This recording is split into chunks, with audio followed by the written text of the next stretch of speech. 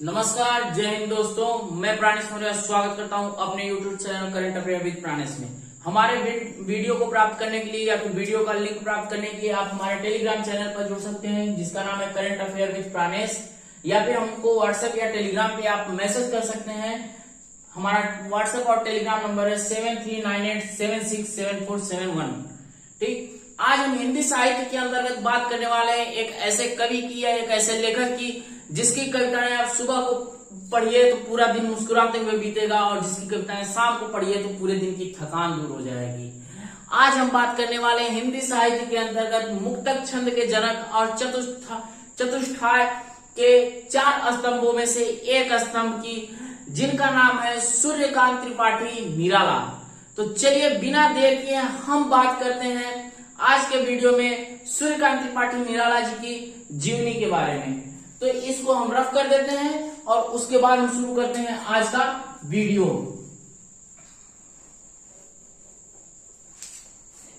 अगर हम बात करें सूर्यकांत त्रिपाठी निराला जी की, तो सूर्यकांत त्रिपाठी निराला जी के बारे में इनका हम नाम लिख देते हैं।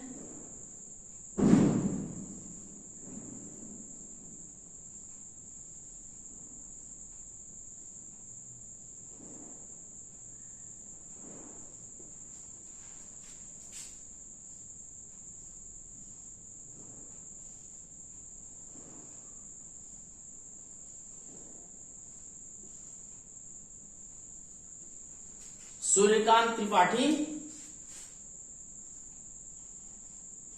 निराला। थोड़ा सा हम वीडियो में देख लें कि ऊपर का कट तो नहीं रहा है। जी नहीं, बिल्कुल सही। सूर्यकांत त्रिपाठी निराला। अब आप सोच रहे हो कि हमने इनको डबल इन्वर्टेड कामा में क्यों लगा दिया निराला के दोनों तरफ।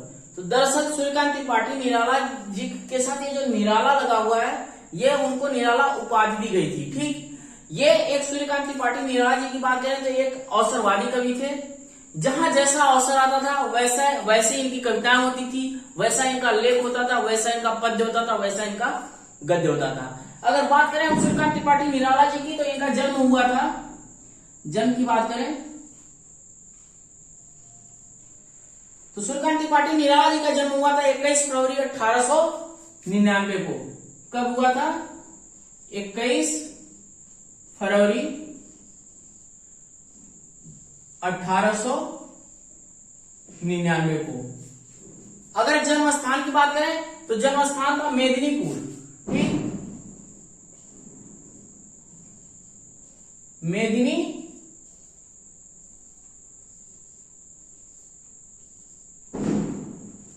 ठीक, इनका जन्म हुआ था 21 फरवरी 1899। जन्म स्थान था मेदिनीपुर, और ये जो मेदिनीपुर है ये आपका पड़ता है पश्चिम बंगाल में। ठीक, कहां पड़ता है? पश्चिम बंगाल में।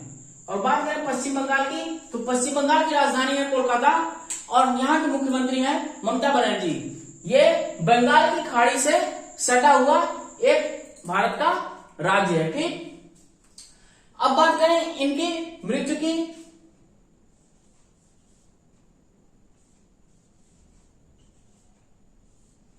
ठीक, अगर हम बात करें सूर्यकांत त्रिपाठी निराला जी की मृत्यु की, तो इनकी मृत्यु हुई थी 15 अक्टूबर 1961 को। मृत्यु कब हुई थी? 15 अक्टूबर 1961 को।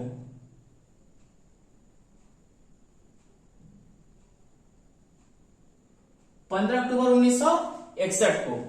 और जन्म स्थान की बात करें तो भारत के सबसे उत्तम प्रदेश उत्तर प्रदेश के प्रयागराज में। ठीक, मृत्यु कहां पे हुई थी? मृत्यु हुई थी प्रयाग,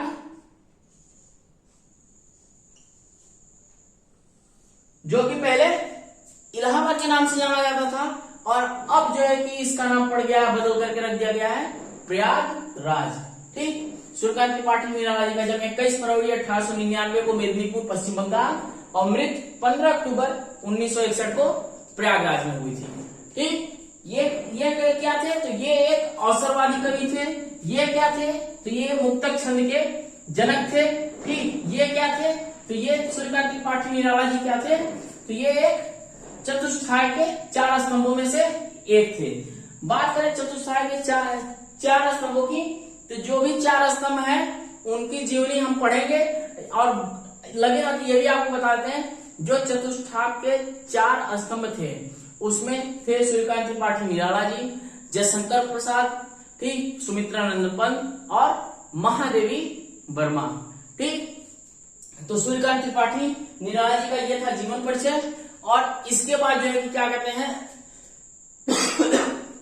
इसके बाद हम नाम लिख देते हैं चतुष्ठाय के 4 स्तंभ की। ठीक, सूर्यकांत त्रिपाठी निराला, यहां पे निराला लिख दे रहे हैं।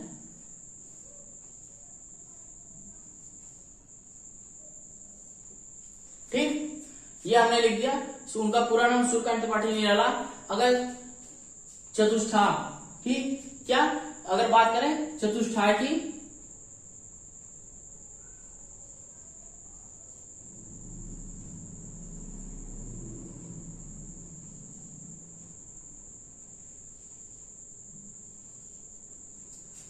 अगर बात करें चतुष्ठाय की, तो चतुष्ठाय जो है वो हिंदी कविता के छायावादी युग के प्रमुख 4 स्तंभों को चतुष्ठाय कहा जाता है। ठीक, ये 4 स्तंभों में 4 कवि आते हैं, जिसमें से चतुष्ठाय जो है, चतुष्ठाय के पहले कवि जो हैं वो कौन है, तो वो है सूर्यकांत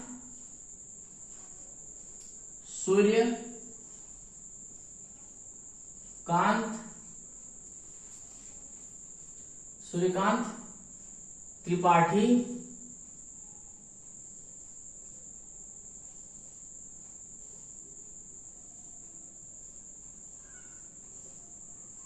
निराला। ठीक, दूसरे थे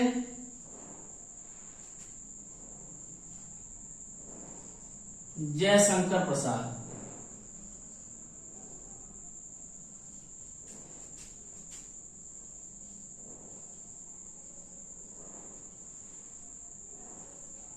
ठीक, तीसरे जो थे वो थे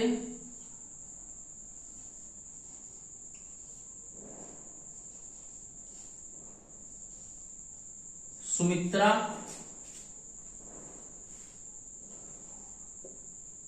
नंदन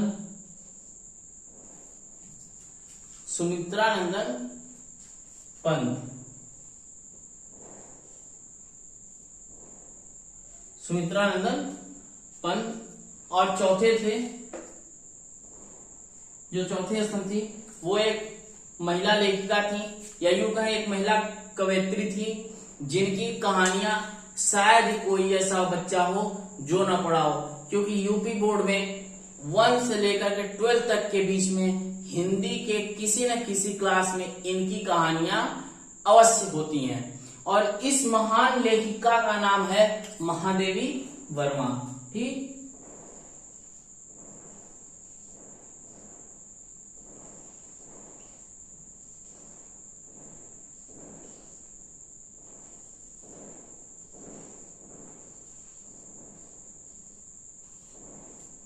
महादेवी वर्मा।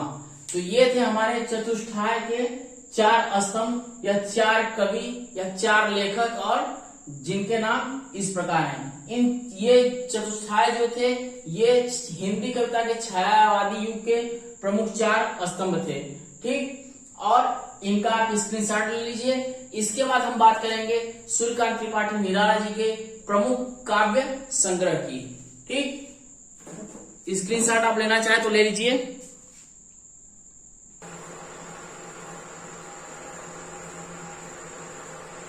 तो हम बात कर रहे हैं सूर्यकांत त्रिपाठी निराला जी के काव्य संग्रह की। अभी तक हमने देखा कि सूर्यकांत त्रिपाठी निराला जी का जो निराला है वो उनकी टाइटल है, सूर्यकांत त्रिपाठी उनका नाम है। उनका जन्म 21 फरवरी 1899 को मेदिनीपुर पश्चिम बंगाल में हुआ था। मृत्यु 15 अक्टूबर 1961 को प्रयागराज उत्तर प्रदेश में हुई। इसके अलावा हम शुरू में सूर्यकांत त्रिपाठी निराला जी के बारे में 2 बातें बताना भूल गए थे। वो था इनके बचपन का नाम। सूर्यकांत त्रिपाठी निराला जी के बचपन का नाम की बात करें तो इनके बचपन का नाम था सूरज कुमार। ठीक,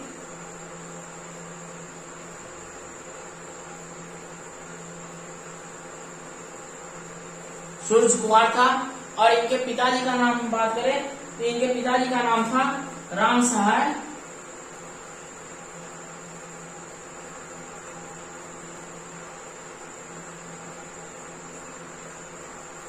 सहाय तिवारी।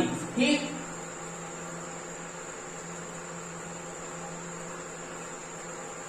राम सहाय तिवारी इनके पिताजी का नाम था और सूरज कुमार इनके बचपन का नाम था। आगे चल करके इनका नाम सूर्यकांत त्रिपाठी निराला पड़ गया और निराला इनकी उपाधि थी और इनका नाम हो गया सूर्यकांत त्रिपाठी। ठीक, ये जो सूर्यकांत त्रिपाठी निराला जी थे, इनकी पहली कविता जो आई थी वो थी जूही की कली और वो आई थी 1916 में। ठीक, तो अब बिना देर के बात करें अगर सूर्यकांत त्रिपाठी निराला जी के काव्य संग्रह की, तो सूर्यकांत त्रिपाठी निराला जी के काव्य संग्रह में पहला काव्य संग्रह जो था वो था अनामिका, जो कि आया था 1923 में। ठीक, उसका दूसरा काव्य संग्रह इनका जो था वो परिमल नाम से आया था और ये आया था 1930 में। तीसरा काव्य संग्रह जो था वो गीत का नाम से आया था और ये आया था 1936 में। इसके बाद अगला काव्य संग्रह इनका जो था वो था अनामिका द्वितीय नाम से आया था। और ये जो अनामिका द्वितीय नाम से इनका काव्य संग्रह था, सरोज, स्मृति और राम की शक्ति पूजा जैसी जो प्रसिद्ध कविताएं हैं वो इसी काव्य संग्रह में है, जो कि अनामिका द्वितीय के नाम से जाना जाता है। ठीक, इसके बाद इनका जो अगला काव्य संग्रह आया वो तुलसीदास के नाम से आया और तुलसीदास जो काव्य संग्रह था वो 1939 में जो है 1939 में पब्लिश हुआ। इसके बाद छठे नंबर का इनका जो काव्य संग्रह था वो था कुकुरमुत्ता और ये आया 1942 में। इसके बाद सातवें नंबर का इनका जो काव्य संग्रह था वो था अड़िमा और ये आया 1943 में। अगला काव्य संग्रह बेला, ये आया 1946 में। और इसके बाद इनका अगला जो काव्य संग्रह था वो था नए पत्ते और नए पत्ते जो था वो आया 1946 में। इसके बाद अर्चना आया, अर्चना काव्य संग्रह आया था 1950 में। अर्चना के बाद इनका काव्य संग्रह आया आराधना, आराधना आया था 1953 में। इसके बाद इनका 12वें नंबर का काव्य संग्रह जो था वो था गीत कुंज और ये आया 1954 में। लास्ट के जो दो काव्य संग्रह सांध्य काकली और 14वां जो है अपरा, 13वें नंबर का इनका काव्य संग्रह सांध्य काकली और 14वें नंबर का काव्य संग्रह जो अपरा है। इसके बारे में कोई हमें ऑथेंटिक प्रूफ नहीं मिला है, ऑथेंटिक जानकारी नहीं मिली है कि जिससे हम बता सकें कि ये किस ईयर में आया है। अगर आपको पता चला है तो आप कमेंट बॉक्स में बता सकते हैं, लेकिन ये थे उनके प्रमुख काव्य संग्रह। इसके बाद हम बात करने वाले हैं सूर्यकांत त्रिपाठी निराला जी के उपन्यासों की, प्रमुख उपन्यासों की। तो अगर आप इनके काव्य संग्रह का स्क्रीनशॉट लेना चाहते हैं तो ले लीजिए। इसके बाद हम जो है कि आपको बताएंगे सूर्यकांत त्रिपाठी निराला जी के प्रमुख उपन्यासों के बारे में।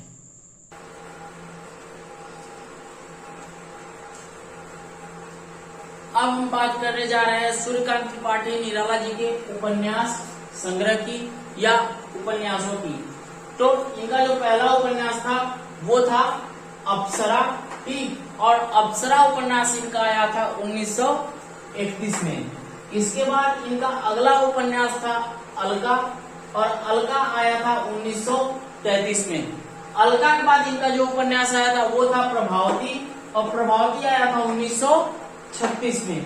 इसके बाद प्रभावती के बाद जो उपन्यास आया था उसका नाम था निरुपमा, निरुपमा आया था 1936 में। ठीक, यानी 1936 में सूर्यकांत त्रिपाठी निराला जी के दो उपन्यास प्रकाशित हुए थे।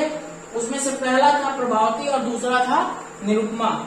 इन दोनों के बाद इनका जो 5वें नंबर का उपन्यास था वो था कुल्ली भाट है। ठीक, कुल्ली भाट, और ये 1938 से 1939 के बीच, दोनों ईयर के बीच में जो है कि ये क्या कहते हैं कि एक में छपा था, दूसरे में, एक में इन्होंने लिखा था और दूसरे में वर्ष में जो है कि वो छपा था। ठीक, इसके बाद छठे नंबर का इनका जो उपन्यास था वो था बिल्ले सुर बकरिया, जो कि 1942 में पब्लिश हुआ था। इसके बाद 7वें नंबर का इनका उपन्यास था और सूर्यकांत त्रिपाठी निराला जी का, और ये था चोटी की पकड़, जो कि 1946 में आया था। ठीक, इसके बाद इनका जो अगला उपन्यास था वो था काले कारनामे, और ये 1950 में आया था। और आपको बताना चाहेंगे कि ये जो काले कारनामे उपन्यास था, ये इनकी अपूर्ण रचना है, ये पूर्ण नहीं हुई थी। और इसके बाद दो और उपन्यास हैं जो कि सूर्यकांत त्रिपाठी निराला जी के अपूर्ण उपन्यास हैं, वो है चमेली और इंदुलेखा। इन दोनों का ईयर कंफर्म ऑथेंटिक जगह से नहीं मिल पाया है, इसलिए इसका वर्ष नहीं हमने लिखा है। और काले कारनामे 1950 में इन्होंने लिखना शुरू कर दिया था, इसलिए ये 1950 हमने लिखा है, लेकिन ये अपूर्ण रचना है। तो ये थे सूर्यकांत त्रिपाठी निराला जी के कुछ उपन्यास। अगर आप इसका स्क्रीनशॉट लेना चाहते हैं तो ले लीजिए। इसके बाद हम बात करेंगे सूर्यकांत त्रिपाठी निराला जी की प्रमुख कहानी संग्रह का।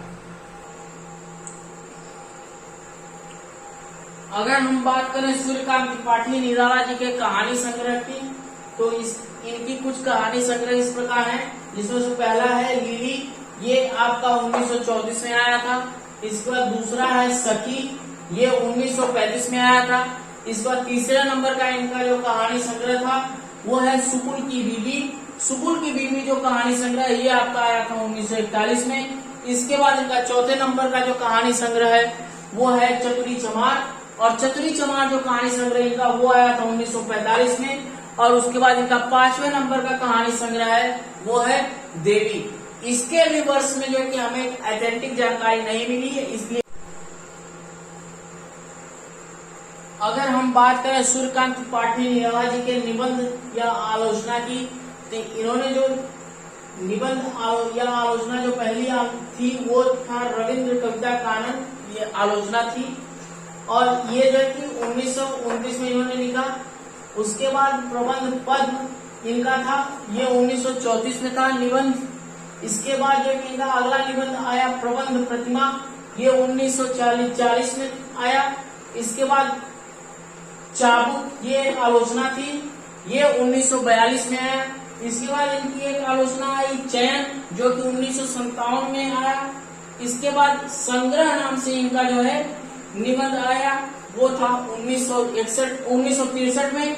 इसके बाद बात करें, ये थी इनके कुछ निबंध आलोचनाओं की, जो कि 6 है टोटल, और जिसमें से पहला है रविंद्र कविता कानन, प्रबंध पद्म, प्रबंध प्रतिमा, चाबुक, चयन, संग्रह। और इसके बाद इन्होंने कुछ पुराण कथाएं लिखी हैं, जिसमें से महाभारत जो कि 1939 में आया। ठीक, वो वाली महाभारत जो क्या कहते हैं कि ग्रंथ है वो नहीं, इन्होंने महाभारत नाम से पुराण कथा लिखी थी, जो कि 1939 में आया।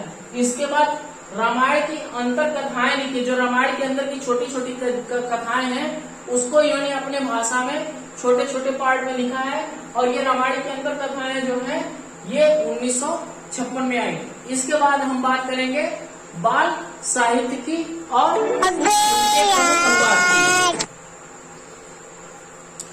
तो स्क्रीनशॉट आप ले लीजिए, फिर हम शुरू करते हैं आगे का।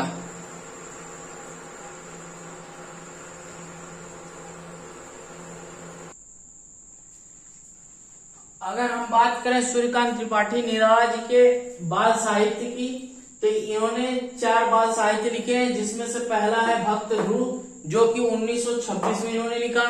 दूसरा है भक्त प्रहलाद, ये भी आपका 1926 में लिखा है। इस पर तीसरा है भीष्म, ये भी इन्होंने 1926 में ही लिखा है। यानी 1926 में इन्होंने 3 बाल साहित्य लिखे। इसके बाद अगला जो बाल साहित्य है वो है महाराणा प्रताप, और ये इन्होंने 1927 में लिखा है। इसके अलावा इन्होंने कुछ अनुवाद भी किए हैं, जिसमें से पहला है रामचरितमानस के विनय भाग का अनुवाद। रामचरितमानस के विनय भाग का अनुवाद इन्होंने 1948 में किया है, और किस भाषा में किया है तो वो है खड़ी बोली हिंदी में अनुवाद किया है। ठीक, इसके बाद अगला इनका अनुवाद जो है वो श्री रामकृष्ण वचनामृत है।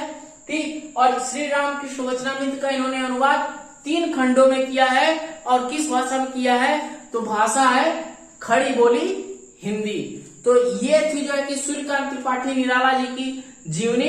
अगर आपको वीडियो पसंद आया तो लाइक करें, शेयर करें, और डिस्क्रिप्शन में हमारा कांटेक्ट नंबर दिया हुआ है, टेलीग्राम चैनल का लिंक दिया हुआ है। आप हमारे वीडियो प्राप्त करने के लिए हमसे व्हाट्सएप या टेलीग्राम पे संपर्क कर सकते हैं। वीडियो देखने के लिए धन्यवाद। जय हिंद दोस्तों।